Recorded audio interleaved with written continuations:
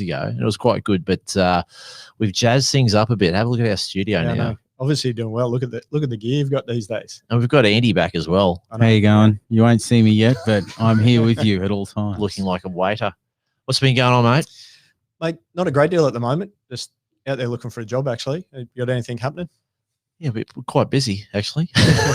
We need a couple of good operators. No, just look, I was a casualty of COVID at the end of last year, doing some work for the NRL, and sort of decided just to dip my toe in the water this year, doing a bit of consulting around the place. And primarily sort of with a company called SBG Sports Software. But that's still sort of in its infancy, if you like. Would have been an interesting year last year, and the fact that you were working with the NRL, but then towards the end of the year, there was quite a nice event that you got to be a part of as well, with the Queensland, the Mighty Maroons. Certainly was. I wasn't expecting that phone call, and actually Kevy rang me probably 3 months out and said, "Hey, what are you doing? Can you come in camp? Can you be in a bubble for a month?" Anyway, I said, "Well, I'll ask the NRL." But yeah, sweet, happy to be involved. Anyway, they gave me the okay. Obviously, Wayne took over from Kevy when Kevy got the Bronx job, and Wayne came in and had a look at the staff list. He said, "Your name's on the list. You still want to do it?" I said, "Where do I sign up?" And yeah, no, it was an extremely enjoyable month. Very, very rare. Bit different, but look, if that's the last sporting team I'm involved in, I'm happy to go out with that because it was pretty special. So you're in a bubble for a month. What's involved with a sporting bubble? I mean, you know, we hear a lot about the sporting bubble and people being in isolation and quarantine, but how bad was it? Not bad, but like how tight was the security? And take us through a normal day in the life of a training day or something like that. I mean, it was a bit different for me because a lot of the guys and stuff had been used to it all year. They'd been in bubbles all year at varying levels of being able to be at home and, you know, in quarantine and different things. Whereas for me, it was all new. But when we went in, once you're in, you're in. You know, we had a COVID test before we went in, 48 hours before we went in. If that was clear, okay, you got the okay to go in. We were located at a hotel down the Gold Coast, which basically we had our own room and a team room that was connected. We had one whole wing of the hotel, and we could only go from our room to the team room, if you like. What's the team room set up like? Ping pong? Like Xbox. a big conference room. Yeah, we had a couple of ping pong tables. We had a couple of dart boards. Movies. Big screen, and they actually got a gym going for us in one of the conference rooms, which was very, very handy. So that became the third place. So it wasn't too much. So you couldn't go out and play golf, have a cup of coffee, like, you know. Towards the back end, the Queensland Health and they were coming in every second or third day, you know, to update us on what we could and what we couldn't do. And they let the boys go out and play golf at 5 a.m. in the morning. They could play 9 holes. They had to be on the course, in and out, before any general public were around. It's a good thing anyway, because you want a whole golf course to yourself. Yeah, absolutely. I hate playing golf and then getting caught behind the slowest player. It absolutely drives me insane. And it can turn a good game of golf into a really bad game of golf. And then you want to hit up on the person, and then you just want to, and then you hit up on them, they get pissed off, and then they get up and then they don't let you through. So they've actually got it good there. But I'd probably say that happened anyway with the boys, knowing the boys. I didn't go out and have a hit, but they certainly they all took the opportunity to get out of the hotel. A general day, going back to your question, I mean, you'd get up, you'd go down to the team room, you'd have your temperature taken. We had a couple of in-house security guards that were part of the bubble, if you like. You know, you recorded on an app for the NRL a list of questions to check in. You'd go at breakfast. So at the hotel, they had a chef, and again, breakfast was a team room, buffet style. Good food? Yeah, very good food. Yeah. Well, you hear about these hotel quarantine at the moment with the general public. You know, Bernard Tomic being a very popular sort of player that he is, decided to post that he wasn't very happy with his meal and with burnt toast and stuff like that. So, but you guys were getting looked after pretty well. Yeah, no, we definitely got looked after well. There was no complaints from anyone. We had a pretty good group, and you know, I don't think there was anyone in the group that you could put in the burned atomic category. I don't think anyone could be. No, they had a bit more of a grip on reality, I think. Yep. So a few COVID tests, like the whole month, how many tests would you have? I think we had 8 in 4 weeks. Yeah. So, sort of, if we traveled anywhere, sort of 2 days after that, you'd have to have one. Queensland Health had come in, did a fantastic job. The testing regime, sounds harsh, but it was necessary. Obviously, there was a lot at stake, and to the boys' credit, they never batted an eyelid. As uncomfortable as the tests are, and they just lined up, got them done, staff as well, and we moved on. Typical day, we'd have a meeting at the hotel in the morning. We'd jump on buses. Again, the players went on one bus. They had to sit one row apart from each other.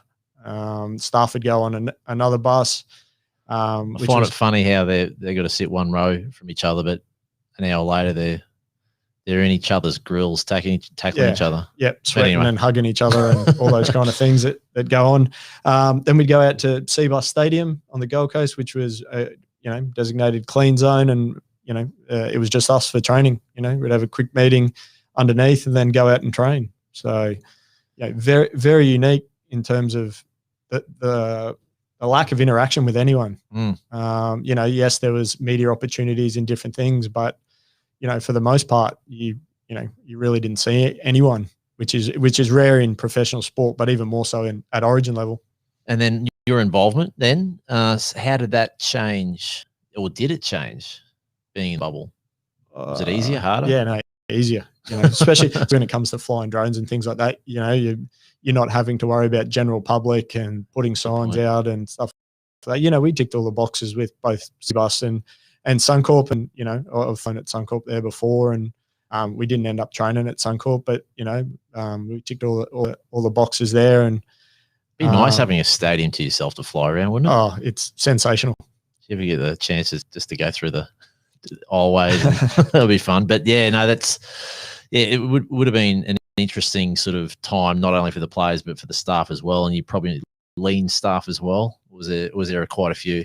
No, it was pretty standard for a sporting team. We had a few more in-house digital media people. As I said, once you're in, you're in. So, and look, that was one great thing of the group was, everyone just helped out. Everyone felt a part of it. There wasn't players, there wasn't staff. We were just one big team. How many all up? 48. So there was 27 players and 21 staff. Yep. And that ranged from, as I said, in-house security. The CAPS security boys had been doing a long time. They did a great job. Then we had QRL people. Then we had, the traditional football staff which came from a range of different places, Clubland, myself who came from the NRL. We had a couple of, private contractors as well that come in. And you've been, the whole last year's sporting landscape has changed so much, and now you find that sporting organisations are running very lean with regards to not only players being, mass pay cuts, but also that would have a big impact on the amount of staff that are supporting the players. Yeah, lucky in the sort of consulting role that I'm doing at the moment to touch base with a few different sports, and I just can't believe that the effect that it's had on professional sport. Both from a budgetary point of view, but also a staffing point of view. AFL teams are slashing staff left, right, and centre. NRL teams are the same. And then the staff that have been kept, having to do multiple roles. The role of the generalist is becoming more and more important. Previously there was a lot of specialists and data scientists and performance analysts and assistant coach this, specialist skills coaches and stuff like that. Whereas now, teams are having to be a lot more astute with their budget and their hiring and firing. So for someone like yourself, obviously you got a few skills. Being a drone operator is one of them, and now only recently last year that, or actually this year, wasn't it, that the Broncos asked you back to do a bit of flying just to help out? Yeah, a couple of weeks ago when their young analyst who needed to get his drone license, and I believe he came in and did it through Drone It. They rang me and said he passed. Actually, I might fail him so that you can get more work. What do you reckon? Don't do that. He's a good kid, Zach. Zach's a good kid. Zach is a good kid. He's doing great and takes it very serious. And I was out there the other day and saw him flying, and he's ticking all the boxes. So you guys have done a good job with him. How are other boys going?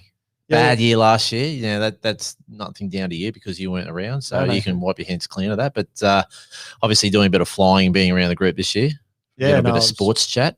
Even though this is not a sports podcast, but we'll have a bit of a talk because I'm very interested. I'm a Broncos fan through and through. Andy's turning his nose up because he's a Melbourne Storm supporter. Storm. Thanks, I wonder if Andy's got there's a mic on, mate. You got the video that you did when we in the lead up to the 2015 grand final? Yes. We did. We do have that video. It's a nice one. Yeah, there's some good shots from Suncorp out of that. That was boys in the circle. Yep. Oh, that was yours. That you done that one. That wasn't. I wouldn't let you in the Suncorp, mate. No, the Broncos. You'd probably fly right in. No, they back in that day, maybe. These days, I feel a little more sorry for them, but it's good to see that they embraced the technology. They did. You know what I mean? Well, it's you obviously seeing more as to how they're traveling along, and look, I only spent a week there, but they look like they're having a great time, training great. Kevy and his staff are doing a good job. They're relatively healthy. I know that sounded like a hiccup the other day with MILF, but outside of that, they look like they were training great to me. So, and that's half the battle at this time of year when they're going through the hard slog of preseason, is getting the guys to enjoy it and be upbeat, every session. And as I said, the training drills were really great. Got some good footage, and the coaches were right into it and providing that feedback to the players. And you were obviously with the Bronx for how many years? Jeez, I don't know. A lot. 12 all up. 12 all up. Yeah, eight initially, and then went to a couple of different other clubs down south, and then came back for 4.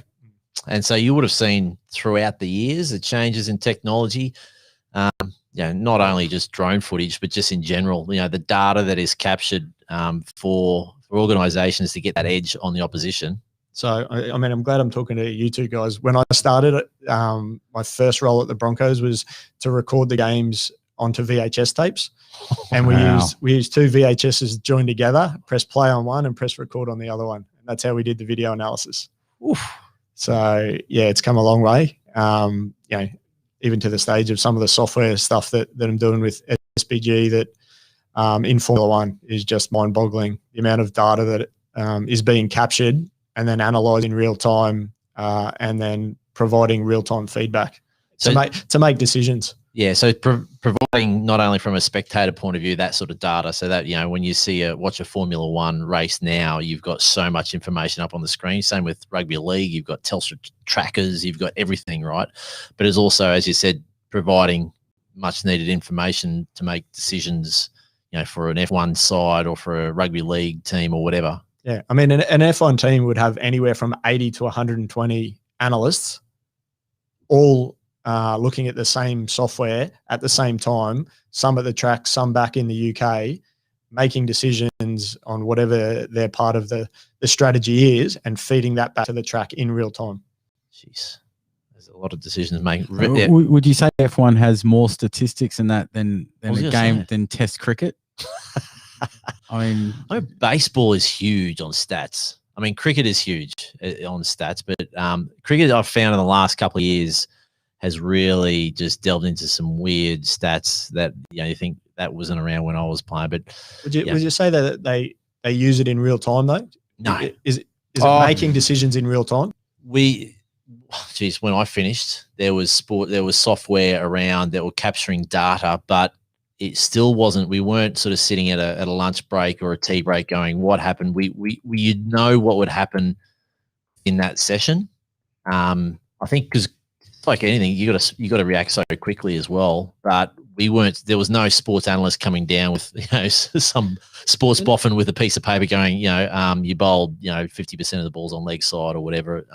Did I read somewhere recently? Was it the English cricket team? They were using some kind of signals up from the analyst to the captain on the field, and to do with field settings and different things. I'm fairly sure it was probably. I wouldn't be surprised if they've gone down that track, because so the data that was captured that when we played was there, but it would basically be used for post analysis and then looking at the next game. If you come up against that side the following year, they would pull out old footage and sort of go, okay, don't bowl that to that bloke because he's a strong cutter, he's strong on the front foot or whatever. So it was starting to develop, but it wasn't like it is now. And I dare say they'd probably do that. I think T20 cricket is very much like that. You basically have set plays. Yep. Set plays. And that's, you can see them, even captains walking up to the bowlers now, just, and not even trying to get caught with their mouth, like the baseballers put their mitts over their mouth so they can't lip read. That's what it's getting to. So that sort of data, all that tech, you're in a really interesting sort of industry to be in. But again, you've had to ride this COVID wave where it's got nothing to do with your ability or skill. It's just budget cutbacks, which is hurt. But having said that, the moment that they know that it's important, so I don't think they can ever cut that out of the game, because the moment one side, a team, starts to invest in that, and we all see it, when you start first flying a drone 5 years ago, probably. First time I did it was with the Australian team in 2015, I think. So you're an early adopter with regards to that technology in the sport, weren't you? Yes. Yep. Yeah, and they were with the players were having a bit of a giggle, a bit of a laugh, trying to kick the footy at it. Yeah, yep. Went through all of that. Yeah. I remember going out to a training session where they go, "Oh, this poor fella." Yeah. He's just trying to help the players out, and geez, they gave it to you. I mean, it was it happens with any sports technology. It's all a bit fun and games, and then 5 years down the track, if you don't have it there, you got people knocking on your door going, "Where's my drone footage?" Why are you filming with a camera end on? And that was basically how I got the couple of days work at the Broncos recently. Was they wanted someone that had a drone license that understood rugby league and could film whatever they needed to film from a coaching point of view. And and obviously the Broncos are a big organization. There's a lot of eyeballs on them. So you wanted to make sure that, when you came to us that you had your licensing and you did everything by the book. You have to, especially being the Broncos. I mean, there are it's getting that way, but there are some sporting organizations that are sort of using that technology that aren't sort of, I would say doing it by the book, but aren't sort of properly trained, and that you just think hopefully down the track there can be a standard for all sporting organizations where there's a policy by the NRL or Cricket Australia to say, righto, if you fly a drone for a team or a franchise, that you need to have a baseline of training, because I dare say there are NRL teams out there or a sporting organisations team that are using the technology with a guy who works there, or a guy or a girl who works there and has flown a drone at the beach and says, "Yeah, I can do it. Give it to me. I'm right. Yeah. I know what I'm doing." And that's the only scary part of that side of things at the moment. Yeah, well, I mean, you've been doing this a long time. You've seen dodgy operators in off to my right. Actually, there's one right here who's been there, done that. Is that why he went away for a couple of years? I think he crashed 3 drones in a month and never saw him for 5 years. He went out to the middle of WA somewhere and worked in the mines. Still looking for that drone. It's all flyway. He just flew off, kept going. Yeah. No, look, we've all seen, operators doing stuff that they shouldn't. And, it's more annoying than anything, because it just gives the rest of us a bad name when you're trying to do the right thing for the right reasons. And then, someone does, be a rogue operator, and then, just cast dispersion over everyone that does that in that landscape. And, I was talking to a sporting team the other day, a professional sporting team, not in rugby league, and sort of said, "Oh, why aren't you, using drone footage?" And said, "Oh, but the coach saw it once, and there was a bit of an incident where the thing fell out of the air. There was no injury or anything like that, but he just went, no, never again." And so that's been marked, you know, and, you know, the technology's come a long way, you know, licensing and, you know, operators have come a long way from those early days. And the safety mechanisms Yeah, within the drone. Yeah. Yep. So, yeah. Obstacle avoidance technology wasn't around when Andy was flying. Would have been handy. Sorry, mate. No, look, I think with maybe a few years ago, it probably was that way that Joe Blow could go and have a crack for a sporting team. Yeah, but at these days, there's too much to lose, and there's too much money on the line. The game of inches, as we know it is, and you want pros behind helping out the pros, basically. I think. Yeah, exactly. Good call. And I think also, you know, you've got a lot of money running around on the field as well. You got $1 million players. If a drone runs into $1 million player, that is bad news for everybody. Yeah. Yeah. So I think it'll get there. It's like anything. But I think unfortunately it might take an incident, and hopefully not a catastrophic incident, but to make sure that there's a standard. It's got to come, not a club. It came from Broncos because they're a professional organisation and they do things. And as I said, there's a lot of eyeballs on them, so they need to make sure they tick all the boxes with regards to compliance. But if it comes from, say, the NRL or Cricket Australia, and anyone who wants to use drone, have a drone policy. Make sure that if anyone is flying and using it, that there is a standard, and you can't fly unless you have a license. Simple. Yep.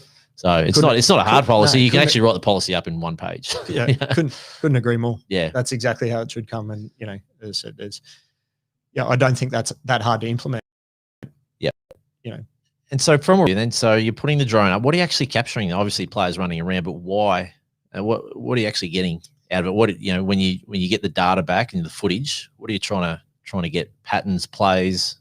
Yeah, more from a teaching point of view. And I mean, the thing that the drone enables you to do is put it exactly where it needs to be. If you got a fixed camera, you know, whether you're side on, end on, you know, and the coaches do a drill over here, you know, yes, you can capture it, but you're capturing it at some obscure angle that when you throw it up on a big screen, it's not the greatest teaching tool. So, you know, when I talk to young analysts about, you know, thinking about what we're doing with the footage, you know, which most of the time is putting it up on a big screen.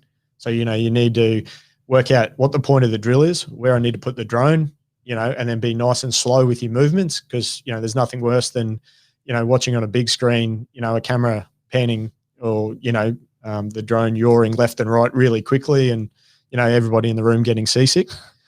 So there is an element of videography skills with it as well, rather than just putting a drone up and watching players run around as well. So nice, smooth movements, making sure, your color's not blowing out, or your exposure levels so you can see stuff. Yeah. Yeah. I mean, if they're doing a static drill, which might be just a skill-based drill, and you can put the drone there and not have to move it, you know, that's fairly simple. But, you know, when they're rolling up and down the field, the ball's pinging left and right, and so you're having to control the aircraft and, you know, follow the ball and try and do all that slowly. You know, that takes time with your coordination and your depth perception, and, you know, making sure drones at a safe distance and all those kind of things, you know, knowing what's around you at the same time. You know, I've seen, you know, plenty of guys get, you know, locked into the screen and not sort of worry about what's around them, and, you know, where the drone is in space around goalposts and things like that. We had a lot to contend with when you're at the Broncos, because that field down that way, you know, it was open to the public, so people could run next to the oval on a footpath, and if they saw a training session, they could just pop over and have a look, and there wasn't that separation from the public to the players, which was sort of kind of nice, because it drew the public into the players, and they could get close to them. But from a flying perspective, it would have been a nightmare. It was good for everyone, but drone operator. Drone operator, yeah. And again, the biggest one, you know, for me, and I tried to put everything in place to be as far away from everyone and not have to talk to anyone. But people just wanted to come and talk to you about it. And you just have to say to them, look, can you just hang on until I, you know, land the drone, and then I'll have a yarn to you. And, you know, thankfully they did have fences. That made it a little bit easier to rope them off. But what was the most common question asked? Do you have a license? Oh, really? Yeah. All right. In the early days, all the time. Okay. Yeah, and that must have been from people who are, because a normal question for me is, how much does that drone cost, mate? Oh, when I got the M600, yeah, when I got the M600, and it sounded like a big boy out. Yeah. yeah, no, that was like, well, what does that cost? And I'd be like, oh, Yeah. similar to that small car just parked down there. Have you ever crashed one? Well, if you keep talking to me, there's a high chance that I'll run this into a play. Yeah. So how about you? Yeah.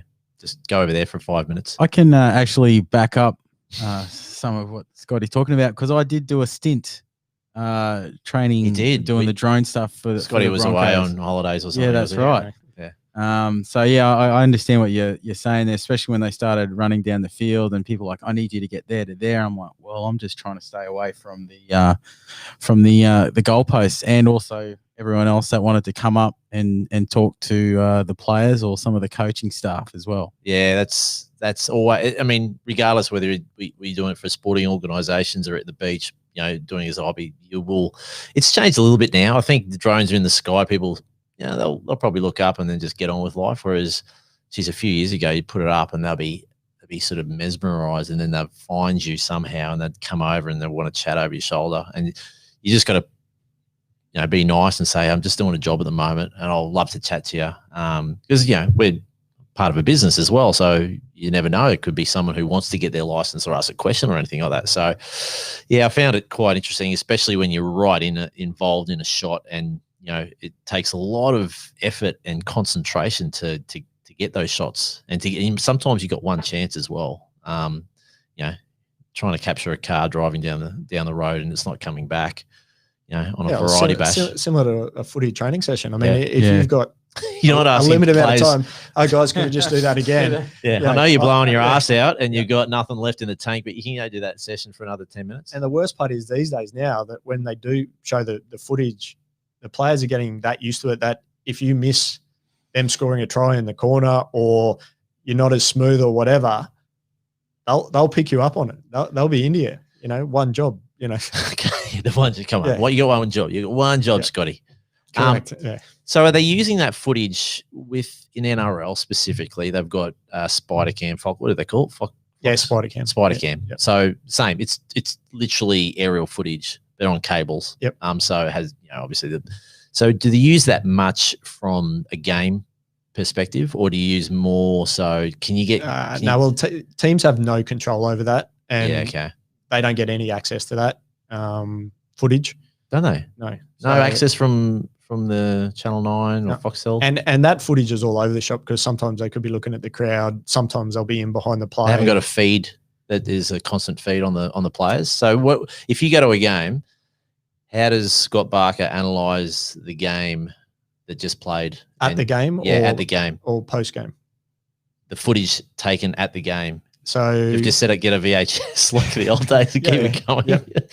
Or do you have to set up your own internal stuff, or no? So in the coach's box, they pump through, you know, one, sometimes two angles, broadcast, obviously, you know, what you see on television, and then an eagle cam or a sort of a high shot that you get that comes through clean. You don't get any of the graphics, anything like that. So the analyst will usually take that into a piece of software, and then you know, usually you'll see a guy sitting next to the coach doing replays or stats or whatever. You know, he's usually controlling that vision that's coming in. Yep. And then after the game, they get access to those two angles, and then end on in some games. Yeah, in some games, depending on sporting, the stadium or whatever. Yep. Yeah, or whatever the broadcaster is actually doing. You've got boffins in the actual room just counting, giving you live data, so you know such and such has had a hurt. You know, he's 10 minutes up. You know, we got to get him off. He's pushing. He's tackling a lot. He's going to be gassed. Do you get that sort of data so you can make live calls? Yeah. You're getting that from a stats company that does that in real time. That's just feeding through. You know. Oh, they're not sitting there with you. No. Some teams have got guys doing that, but they're doing their own special KPIs or stats in the box that are unique to their team. But everyone gets a generic feed of the stats that you probably see on NRL.com or AFL.com, that type of thing. And making real-time decisions about, you know, tackle counts, and, you know, if there's a guy that's a spot player or something like that, you know, how many tackles has he made? We need to get him more, or he's getting a bit tired. He's played longer minutes than he should. Let's keep going at him. Things like that. That's interesting. And so that aerial footage that you capture at training, it's not always captured depending on the stadium and whether, Spider Cam's expensive. So they don't have it at all the games. I don't think they had it at all this year. Yeah, they probably would have cut back. They might have had it for State of Origin. Did you see it there? No, they didn't have it at the Adelaide Oval. Yeah. Okay. So they're not really utilising that from a game perspective in terms of data. Not at all. Yeah, okay. If we could, great. I'd love it to be the same as NFL. Just line it up behind the ruck and just follow it down the field. That'd be perfect. From an analyst point of view, from a coaching point of view, I think every team would pay for that. But, as I said, it's expensive. You can't do it at every stadium, every week, every game. It's just not viable. So that's where the end-on footage comes. A lot of the coaches either use that high eagle cam shot or the end-on, which is usually elevated anyway at a stadium. As you said, they've cut a lot of costs from even production as well. So I think it's going to take a little while for those costs to come back into the game with regards to staff and also that end point with regards to whether it be spider cam or extra angles or whatever. It's going to take it was quite a massive impact, and we haven't recovered from it yet. So it's going to be a few years, don't you think, for it to get back to normal with regards to that, or do you think you just see it coming a bit quicker? I reckon 3 to 5 years you'll start to find that the money may come back in. It'll just be how governing bodies and then flowing down into teams use that money, whether or not they put that into technology to replace people and with processes, or whether they put that back into, like we talked about, generalists that can cover a number of different areas and be more hands-on with the athletes. Well, that's one thing we did find, which was took us by surprise when COVID hit, was we thought, from a business perspective, thought we were in a bit of trouble here. We thought we don't know what's going to happen, like most businesses sort of thought. And we were surprised because we had a lot of interest in doing our drone course, or doing the sub-7 basic sort of drone course, REPL drone course. And I think people at that stage were thinking, I do have a bit of time and I need to upskill. So when you're talking about those general skills, it's really important. And I liken it to a personal training sort of Cert 4 that people are having, still getting to this day. To have this little REPL sort of drone license is, for the amount of effort and work and cost, always is handy. It got you an extra little bit of work with the Broncos, and it's something that as a standalone won't get you a job unless you're working for a drone company specifically flying drones 24/7. But it's a sort of just a normal thing to have now. If you don't have it, so why don't you have a drone license? So especially in your industry as well, people who are analyzing, using data as well every day. It's really important, I would have thought. Yeah. I just think, like you said, it's one of those skill sets that you can add, fairly easily and become quite competent pretty easily. You put the time in, and then, whether it's professional sport, whether it's the mining industry, any of these industries that has really taken to drone technology, I think, if you're an employee and looking to make yourself a little bit more valuable, why wouldn't you, put the time and effort in? And most of the time the companies will actually, pay for you to go and get your license, pay for the insurance, and because it's beneficial to have someone in-house rather than bring in, contractors. Absolutely. What have you found with SBG Consulting? Any cool tech out there that's really going to be a game changer?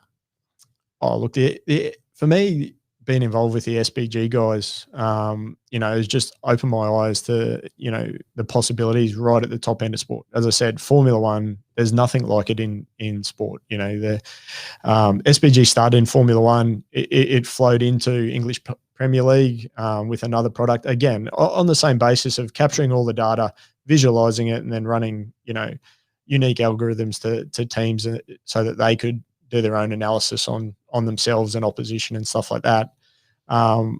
Just what's possible out there. And, Australian sport's just being exposed to that now. Australian sport, bats, above its, it's above its weight, in terms of sports technology and processes, because we don't have the money of, NBA, NFL, English Premier League, Formula One. So we have to be more resourceful. But I still think that there's, these type of technologies is the next generation, and they're becoming more and more affordable. It's not, yeah, that's great, but it's $100,000 piece of software. It's about, okay, how can we best implement this to make a difference to our sporting team? Is there any tech that you can see from the F1 that you go, you know what, that would be really cool to be used in rugby league? Oh, look, the race strategy software that, as I said, is flowing down from Formula One to Premier League to rugby, now to rugby league, AFL, basketball. I think, the ability Get to Payne Haas off. He needs a tire change. he's blown a tire. Yeah, I just think there's so much, like, you've got the head of industry there with regards to technology and data, and then that just flows down into different sports. And I think they can pick and say, well, hang on, that could be really useful. I'm sure there's useful things getting used at the moment that probably aren't being utilized in cricket, in rugby league and everything. And, drones are probably up there as well. Yeah. Look, with any sporting technology or tech in general, at the end of the day, you still need, the coach to be able to translate that. So, the greatest bit of kit in the world, but if you're not translating that back to the athlete, the driver, whoever, then you're just probably wasting your money. It's got to mean something to you, and then you've got to be able to translate that to go, you know what, this means this, and if I do this, then I'm going to get this result. So you've got to have a good enough understanding of what's going on to then be able to make a change to your athlete or performance somehow. And do you get that information, process it, and then dumb it down for a coach? Oh, in other words, not me. In other words, I'm not calling coaches dumb, No. but I'm saying if you give them a sheet of paper in the middle of a game or whatever, and there's so much data there, I'd go, can you just give me a summary of that so I can make a decision? Yeah, well, I mean, that's part of the analyst role, is to understand who they're working with, whether it be assistant coaches, understand what's important to them, and then feed that information back to them in a way that they can understand it. Yeah. There's some coaches that, can consume a lot of information and then make a decision on the back of it. There's some coaches that just want the KPIs that they know that mean something, and then they'll translate to the team from there. What's Wayne Bennett like with tech? Does he embrace it? Yeah, as a 60-year-old man, he said, Scott, I want to learn how to use a computer. And I said, right, where do we start? Where do we start? So, to his credit, he realized that that's the way the world was going, and that's the way that the coaching was going. And look, he didn't change his processes. Yes, it changed, the mode of what he was looking at and how he looked at it. But, he really did embrace the change and has gone with it over time without compromising his coaching principles. It's probably the best way I can say it. But, he started off just learning how to use the football software. Then, he decided he wanted to learn how to do email, internet banking, all the fundamentals, Sign up to Facebook, all those important things. Yeah. Is he on Snapchat right now? Yeah, I think so. I think I saw him on TikTok. He's working on his TikTok with Alex Johnson. Yeah. And you've had a great career. I'm not saying that like in past tense, like it's over at all, but you've been quite lucky as well. Like this is a really unique industry that you're in, that it's taken you all around the world as well, isn't it? Yeah, look, as I said, if I never go back into a professional team, I've had a great ride and got to do a lot of cool things and go to a lot of really cool places and work with some good coaches and good teams and players and athletes. So, yeah, I certainly have no regrets of any of that. I was very lucky to tick a lot of boxes in professional sport. Any sports that you think I'd like to get involved in that? Again, Formula One. F1, yeah. Yeah, just again from being exposed to it and just seeing that level that people operate there. It is the best of the best, and the inches and the little bits do matter. Probably, I've been a fan of all sports. I'd love to go to a Super Bowl. I like the tactics behind NFL.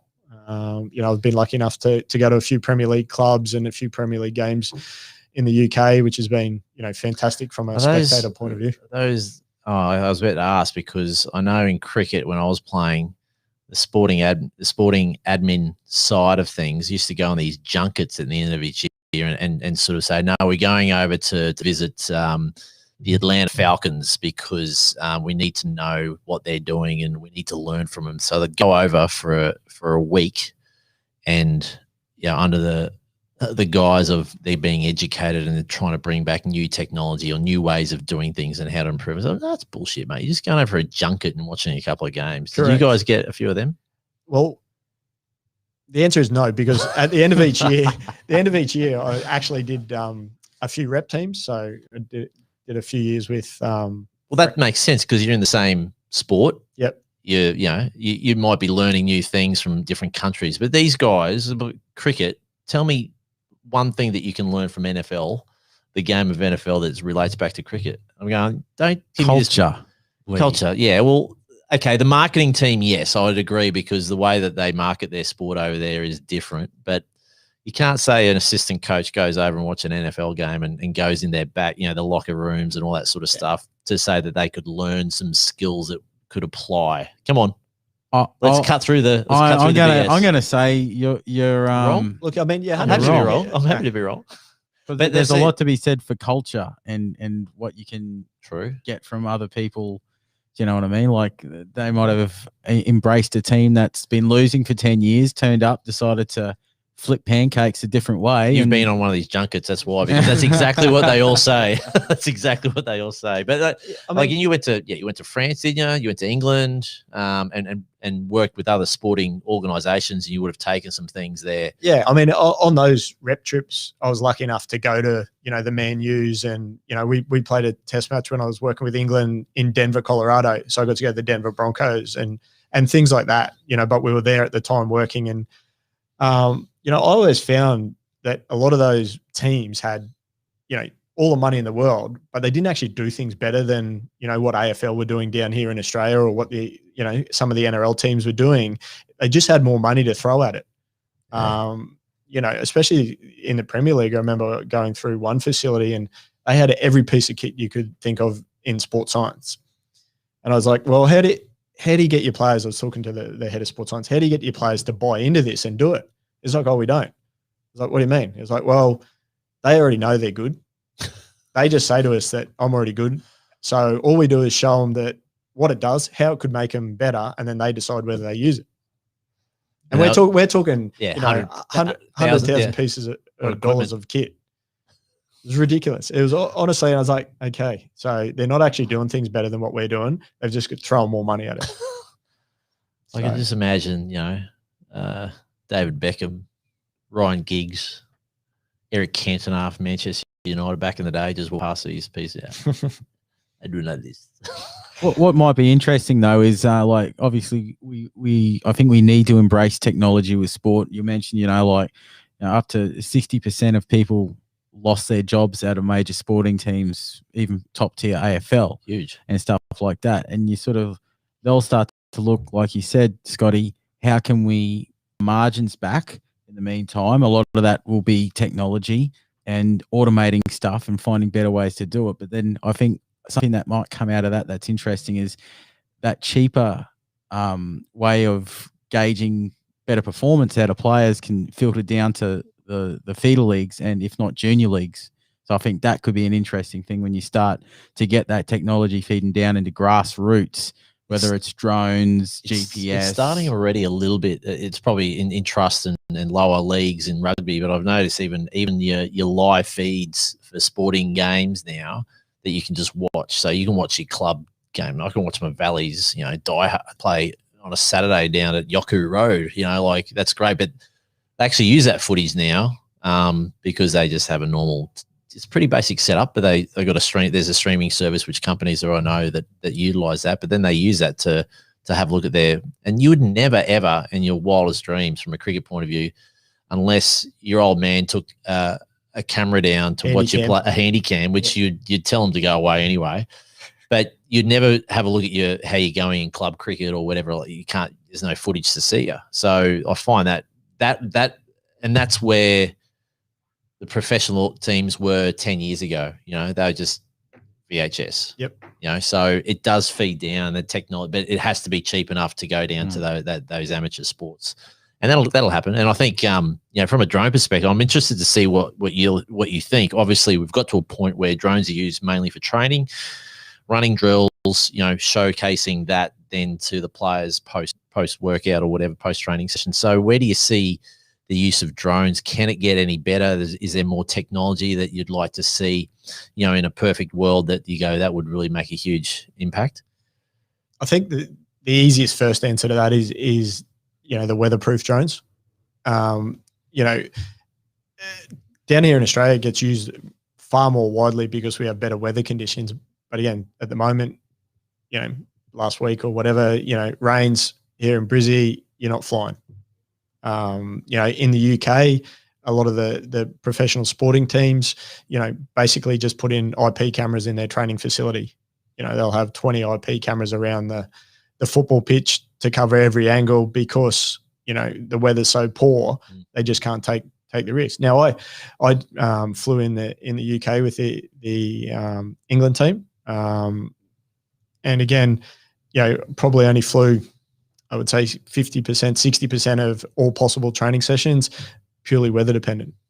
Yeah. So it was always, you know, okay, what's my plan B, you know, and set plan B up because the weather could turn during the session, and, you know, land it, you know, sort of put the drone under cover, walk over to, you know, your fixed camera that was under shelter, start filming. So, you know, you're still getting the job done, but, you know, you had to have different modes just because you're purely weather dependent.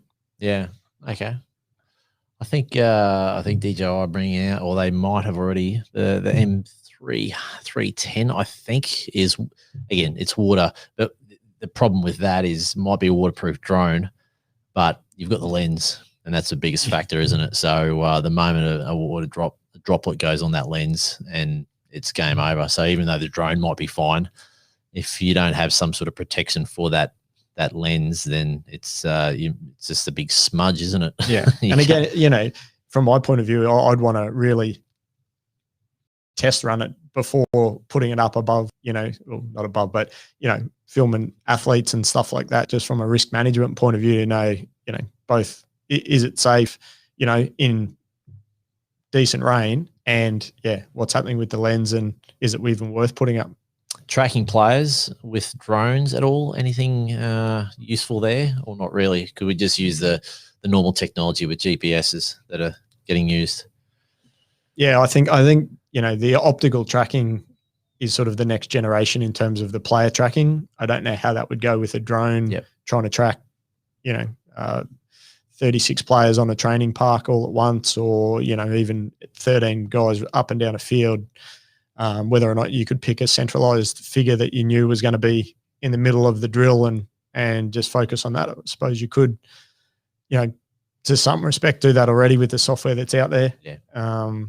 But, you know, it's so varied. Like I said, you know, you think the ball might be going right and it goes left. So, you know, you want the camera to be, you know, where the action's at.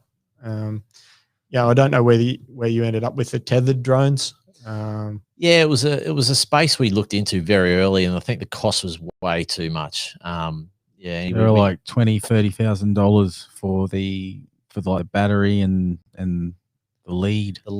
And I think, the tethered drone it's still, I think it's come down in price a lot. I think the biggest hurdle with that is the ability for maneuvering to areas that you want to get to. So I just pictured you with a tethered drone down one end, and then having to fly all the way down to the other end because there's a try being scored or a drill being run, and you've got this long cord running through the oval, which would bring more of a risk in. Yeah. So I think those drones are very good, and I know they use them in the Commonwealth Games here at the Gold Coast a while ago for areas that you don't need. They're just, you know what, we want to put a drone up in the sky. We don't need to move it. It's going to sit there for as long as, you know, we want, and we're going to use it for surveillance or whatever, but we don't have to move it. The moment you got to start moving, we tested them out, and flying drones and the cord, and the give with it now that in the leash or the cord is a lot better. First trial, they didn't have that pulley system tight enough, and there was a lot of lag in it. And as I said, you wanted to move a drone around a tree or whatever, you just couldn't. So I think there is definitely use for that, especially in controlled aerodromes. I think that's really important. You could easily get a drone up and probably get approvals a lot easier than flying a normal drone. But I think you can use it in sporting events. We're seeing a lot more from a broadcast point of view, the perspective shot around the stadium shots, stadium shots of, and that's just something that's happened in the past, but only for big events when they get to use a helicopter. So I think that's getting, I've seen it in a lot of games. It's becoming the norm now, where they just pan out to the stadium shot for 5 seconds when there's a break and play.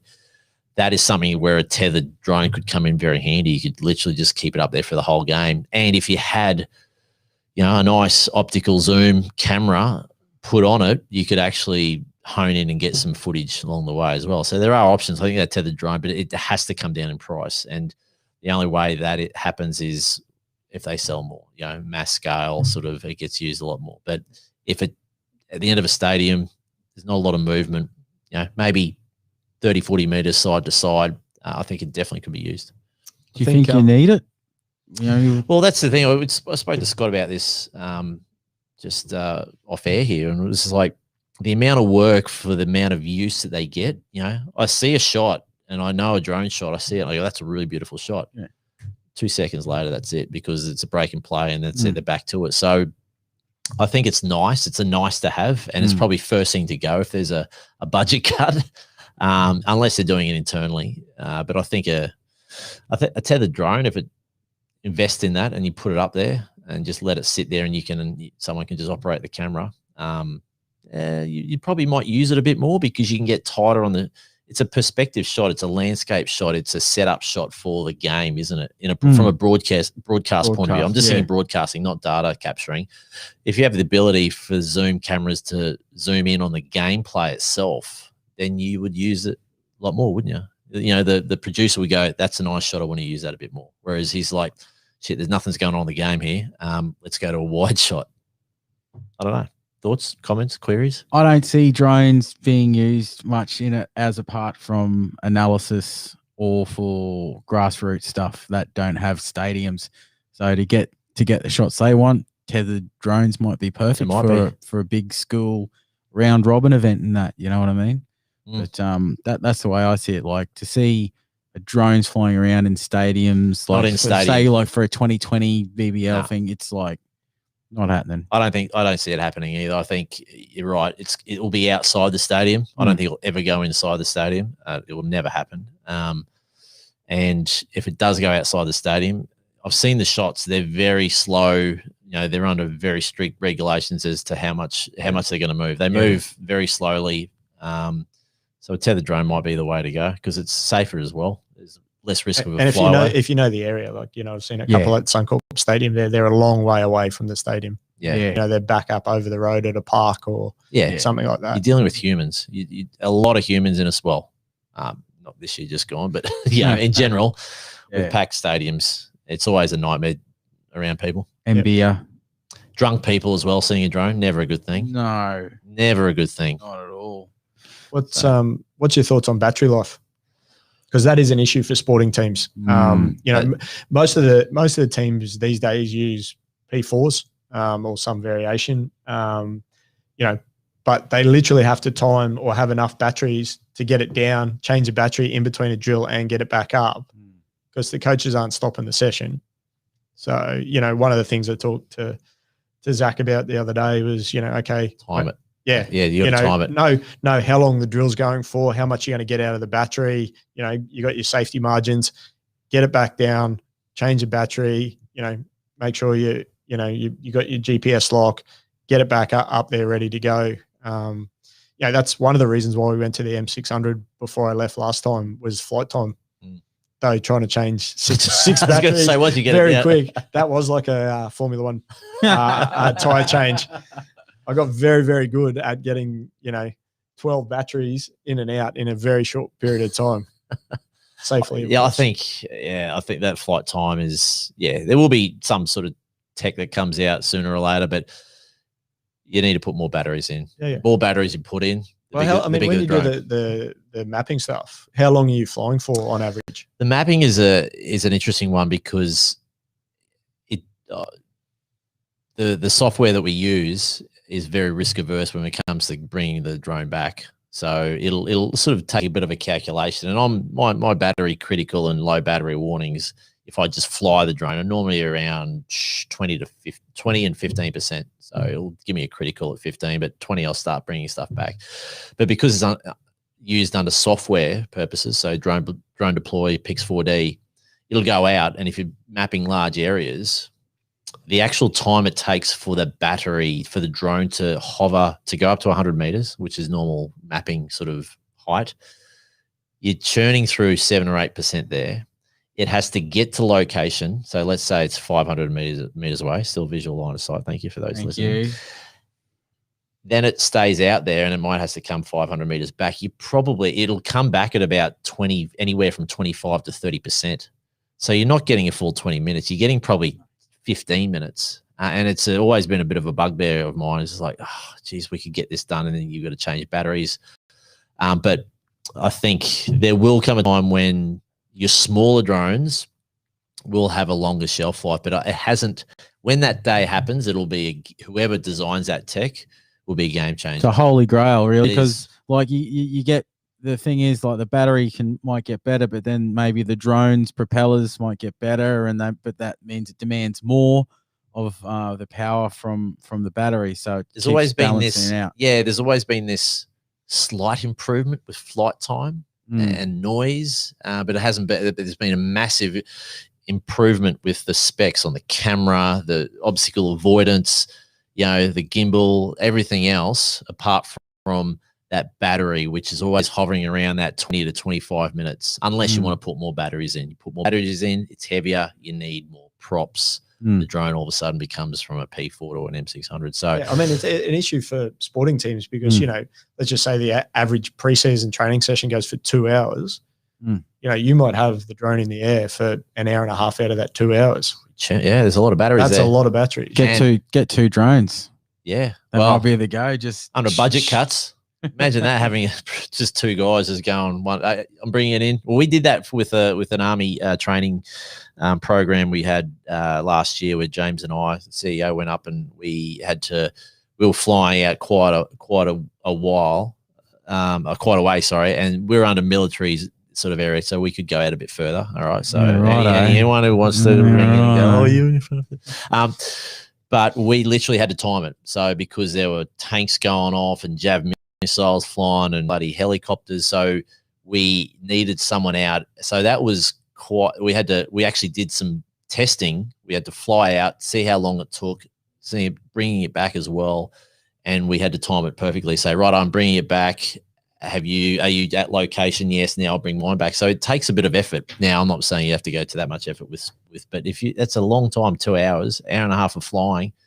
Normally you're cooked after 3 full batteries. You normally, geez, that's pretty intense. And especially if you've had a few run-ins with like crows, or you've pushed your battery to like cent, and you're like, that nervous fight. Anything under 10%. That's why we went to the dual operator with the M600, was because of that reason. Is that then I could just fly the aircraft, and I had someone, just operate the camera, so you weren't getting that mental fatigue after that long of watching your batteries, watching the weather, watching who's around you. You're taking in a lot of data, aren't you, in that brain? Personally, yeah. You're trying to get the footage. You're looking at all the telemetry, what's going on, battery strength, your conditions. Are there birds, trees? Have I got the shot? I remember, Andy, when we've done some shots, dual ops is so much easier, and you can even see it's reflective of the shot that you get. It's so much smoother. But when you're doing it yourself and you've got all that to contend with, I mean, look, it's not going up. It's not going up on YouTube or anything. That's all internal. But you still want to get a good shot. You don't want to miss anything. No, as I said, that the vision that you put up is going to be displayed on a big screen. You want it smooth, because any little bump, or if you're the aircraft, or too quick, or pan or tilt too quick, then that's going to be magnified when it goes on the big screen. And they're going to let you know about it. They will let you know about it. Yes. Multiple times. Times that you've taken up and you've missed? You've just not press record,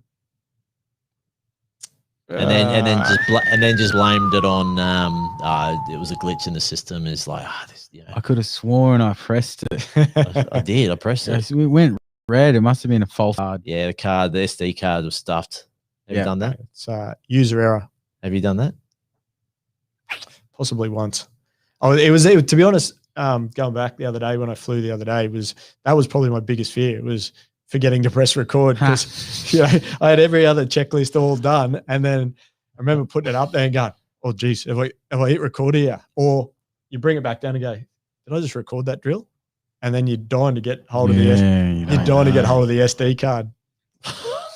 And then you don't have it, and Wayne Bennett's always Scott.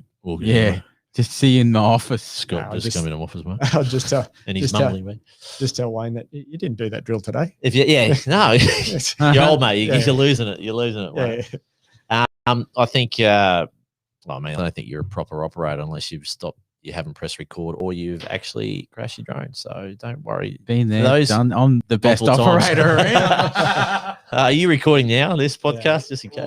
Jeez, you'll find out actually. No, I think people get a bit concerned about crashing drones, and I wouldn't worry about it too much, unless it's obviously over people. But if you're sticking by the rules, you shouldn't be putting yourself in that much of a stress. But you know what I mean? You're putting a piece of equipment in the sky, and it's very technical. There's a lot of things going on, and sooner or later something will give. So as long as and there's a reason why these rules are around, because if a multi copter falls from the sky, you're not landing it safely, and that's why you had multiple redundancies on the M600. So if a prop goes with a 6, then you can bring it home safely. If a prop goes on a 4, it falls out of the sky. Hence why we also like to encourage training. Yes. Training from people that are experienced in the industry and can tell you about stuff. Well, same with Scott. Like, he went and helped Zach at the Broncos. Now, even though you've got the skills and Zach might have the skills, there's still that knowledge that you've got around flying around players on a footy field, spectators and things like that. That in itself is a training module. Even though it's up in your brain, you've taught him, those skills. So people can come out and get their REPL. There's a whole gamut of new skills, other skills that you can gain. We're doing that a lot with our business at the moment, roof inspections and other interesting work that we've got coming up, where we've got to design training modules so for the people who have their REPL, because that is a specific work that the client wants. Same for you. I think that'd be a great addition to the syllabus of, operating under pressure. Definitely. Just get someone to come in and heckle them while they're going. Yeah. You're a good heckler. Yeah, I'm not too bad, but I think it's better than not just training people in a park. There you go. Thanks a lot. You're giving them a bit more scenario based, real life experience. Yeah, that scenario based is really interesting because you're putting people under pressure. Even putting people under pressure from a return to home or which is part of the drill on when you're doing the practical assessment. And a lot of them haven't really done a return to home sort of use that function, and they freak out because they're not in control of the drone. So you got to put people under these situations to get used to it and go, oh, okay, that wasn't too bad. All right, if I get someone coming up and put a bit of pressure, or the drone's playing up a bit, I know how to get it down. So, what you taught Zach would have been, really, really important, I think. Would have put him weeks ahead, really. Exactly. Like weeks ahead of where he would have been otherwise, I reckon. Yeah, the other thing that Zach's doing well is I know that he's going and doing extra flying. Yeah. Because you just can't beat it for, the coordination, the depth perception, just generally logging more hours. You just can't beat it with practice. It's like anything like that. It just becomes an extension of yourself. So the more you do it, you know what I mean? But even doing other stuff, like, I did a couple of real estate jobs, and, we did a couple of different random ones, a couple of media ones. I went and chased some cattle, with the M600 and, just random stuff like that, makes you think laterally about still, the safety checklist and all those kind of things. But okay, what am I actually doing here? What principles apply for a sporting context? What have I got to adapt and overcome here? No, it's interesting. I love when a job comes through and I haven't done it before. I get really excited. Like, it's just you sort of draw upon your experience, what you got before, and go, right, how am I going to capture this? You know, and what does the client want? It's pretty interesting because no flight is the same. You know, so, and I think we're done. I think it's time for bed, Andy, isn't it? You know, it might be time for a pizza. Pizza and a beer. At least. Mate, it's been really interesting chatting to you, mate. And thanks for coming in. And good luck. You know, as I said, you've had a great career. You're still going strong. You've got many, many years to go, and I'm sure it'll all work out. You know, the sporting bubble is a close one. Everyone knows each other, regardless of what industries. And I know that you'll be highly sought after, mate. And I'll be calling you if we have extra work, because I know I've got a good operator sitting across the table from me, mate. So thanks mate. On that note, have you been hanging on to that the whole time? Have you got that written down? Yeah. No, thank you guys. Appreciate it. And look forward to being the first 3-timer. Yeah, let's do it. Do the trilogy. We'll get a trilogy going down the track. Sounds good. Thanks, guys. Cheers. Thank you.